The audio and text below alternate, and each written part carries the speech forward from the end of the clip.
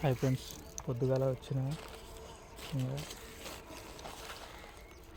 నాకున్న దాంట్లో కొంచెం పిట్టలకు కూడా అక్కడక్కడ వేసి పెడదామని చెప్పేసి అందుకు కొన్ని అయితే వేస్తున్నాం.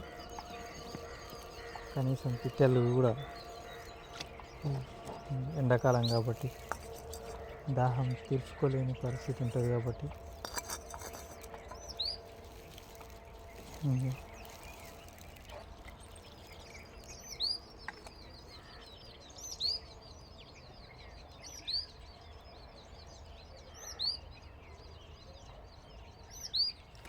కొంచెం చక్కగా పెట్టాలి ఇది.